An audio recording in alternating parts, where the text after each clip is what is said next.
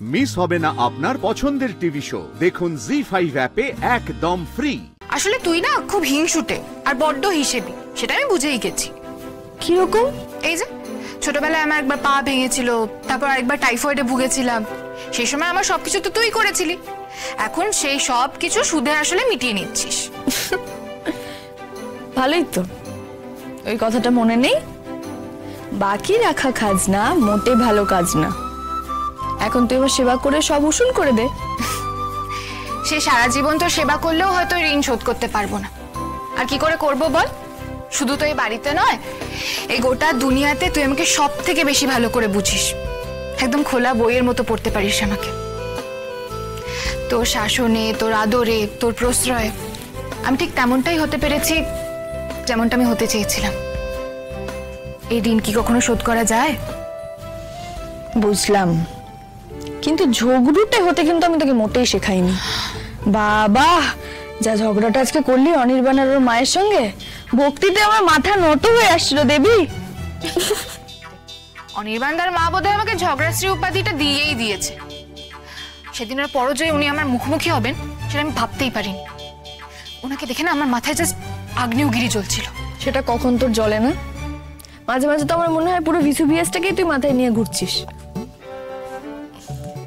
তবে এটাও মনে হয় কোনো ঈশ্বরের শক্তি বা সুপ্রিম পাওয়ার, তাকে সেটাই দেয় যার যেটা দরকার। ওদের চোখের সামনে দেখে আমার কিছু বলা তো দূর, তাকাতেও ইচ্ছে করছিল না, শরীরটা খারাপ লাগছিল। আর সেই জন্যই বোধহয় তুই আমার পাশে ছিলিস, আমার হয়ে ওদের উপযুক্ত কথাগুলো শুনিয়ে দিলি। কেমন আছেন এখন? ঠিকঠাক স্যার। স্যার, আপনি আমার মেলটা পেয়েছেন? হ্যাঁ হ্যাঁ, পেয়েছি। স্যার, আপনারা কি আমাকে ওই চাকরি থেকে বরখাস্ত করে দেবেন? আপনি এইসব কথা চিন্তা করছেন ভেবেই কিন্তু আমি আপনাকে ফোনটা করেছি। আপনার চাকরি যেরকম ছিল সেরকমই থাকবে। আপনি যতদিন না জয়েন করছেন আপনি 75% স্যালারি পাবেন, তবে সেটা লোন হিসেবে পাবেন। আর আপনি জয়েন করার পর এই টাকাটা আমরা আপনার স্যালারি থেকে অ্যাডজাস্ট করে নেব 1 বছর ধরে। স্যার দেখুন রায়পূর্ণা, আপনি তো আমাদের একজন এমপ্লয়ি, আর একজন ভালো এমপ্লয়ি যখন এই অবস্থায় পড়ে তখন আমাদের তো তার পাশে দাঁড়ানো উচিত।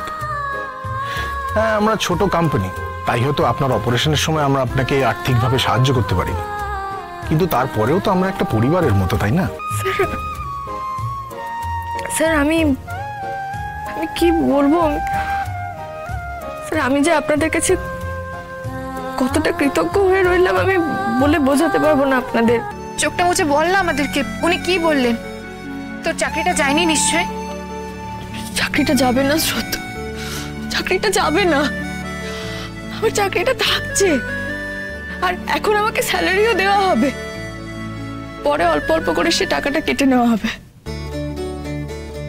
সত্যি আমার নিজেকে যে আজকে কতটা লাকি বলে মনে হচ্ছে তোদের কাউকে আমি বোঝাতে পারবো না। এত ভেবেছেন ওনারা আমার জন্য। ভালোর সাথে সবসময় ভালোই হয়, হয়তো দেরি হয় কিন্তু অবশেষে ভালোটাই জেতে। জি5 ডাউনলোড করুন আর সব এপিসোড দেখুন একদম ফ্রি।